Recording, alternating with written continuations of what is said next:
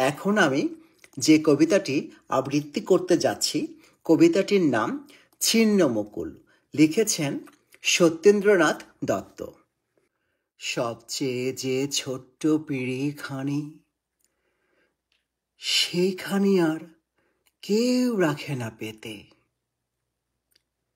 ছোট থালায় হয় না কো ভাত বাড়া,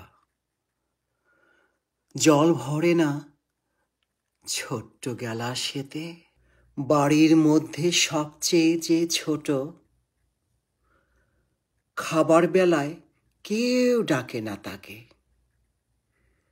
সবচেয়ে যে শেষে এসেছিল, তারই খাওয়া ঘুচেছে সব আগে। সবচেয়ে যে অল্পে ছিল খুশি, খুশি ছিল ঘেঁষাঘেঁষির ঘরে। সেই গেছে হায় হাওয়ার সঙ্গে মিশে, দিয়ে গেছে জায়গা খালি করে। ছেড়ে গেছে পুতুল পুতির মালা, ছেড়ে গেছে মায়ের কোলের দাবি।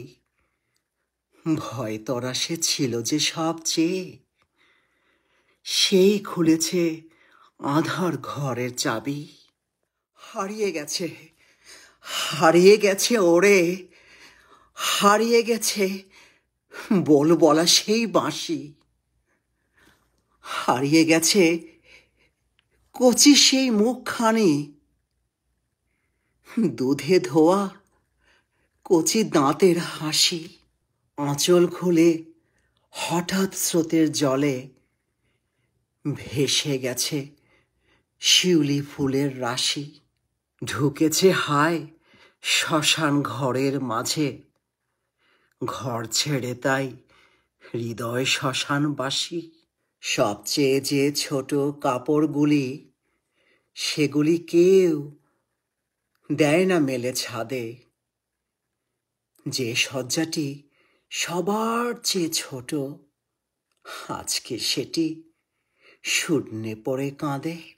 সবচেয়ে যে শেষে এসেছিল, সে গিয়েছে সবার আগে সরে। ছোট্ট যেজন ছিল রে সবচেয়ে, সে দিয়েছে সকল শূন্য করে।